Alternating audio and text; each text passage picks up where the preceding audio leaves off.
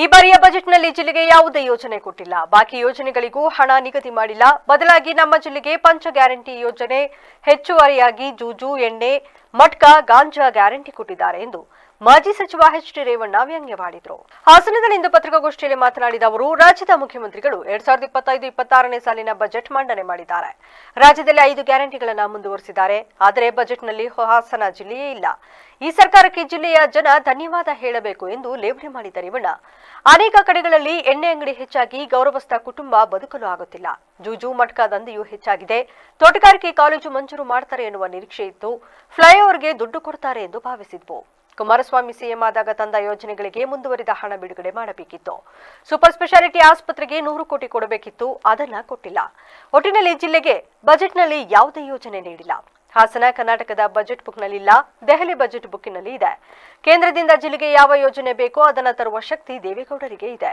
ನಗರದ ಅಲ್ಪಸಂಖ್ಯಾತರು ವಾಸಿಸುವ ಸ್ಥಳಗಳಲ್ಲಿ ರಸ್ತೆ ನಿರ್ಮಾಣ ಮಾಡಲು ಹಣವನ್ನಾದರೂ ನೀಡಬಹುದಿತ್ತು. ಅಲ್ಪಸಂಖ್ಯಾತರಿಗೆ 1,000 ವಸತಿ ನೀಡಬಹುದಿತ್ತು. ಕೆಲವರು ಟೀಕೆ ಮಾಡ್ತಾರೆ, ನಾನು ಅದೆಲ್ಲ ಮಾಡಲ್ಲ. ಹಾಸನ ಮಹಾನಗರ ಪಾಲಿಕೆ ಘೋಷಣೆ ಮಾಡಿದ್ರು. ಮುಂದಿನ ಚುನಾವಣೆ ವೇಳೆಗೆ ಮಹಾನಗರ ಪಾಲಿಕೆ ಆಗುತ್ತೆ. ಮಹಾನಗರ ಪಾಲಿಕೆ ಅಭಿವೃದ್ಧಿಗೆ ಹಣ ಮೀಸಲಿಟ್ಟಿಲ್ಲ. ಹಾಸನ ಜಿಲ್ಲೆಯ ಬೆಳವಣಿಗೆಯನ್ನ ಈ ಸರ್ಕಾರ ಸಹಿಸುತ್ತಿಲ್ಲ ಎಂದು ವಾಗ್ದಾಳಿ ನಡೆಸಿದರು.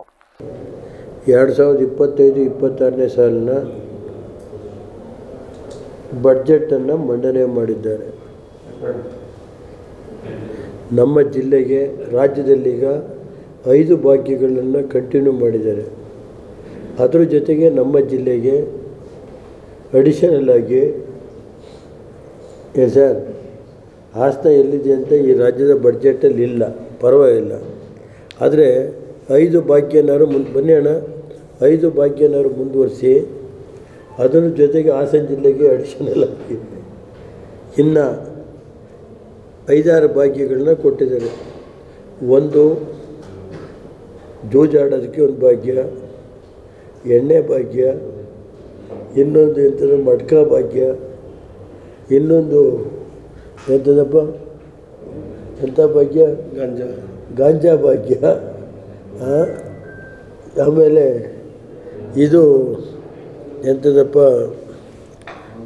ಇಸ್ಪೀಟು ಆಡೋದು ಅಂದ್ರೇನು, ಜೂಜು, ಅದಕ್ಕೂ ಜೂಜ್ ಭಾಗ್ಯ ನಮ್ಮ ಜಿಲ್ಲೆಗೆ ವಿಶೇಷವಾಗಿ. ಈ ವೇಳೆ ಸ್ಥಳೀಯ ಶಾಸಕ ಎಚ್ ಪಿ ಸ್ವರೂಪ್ ಪ್ರಕಾಶ್ ಹಾಜರಿದ್ದರು.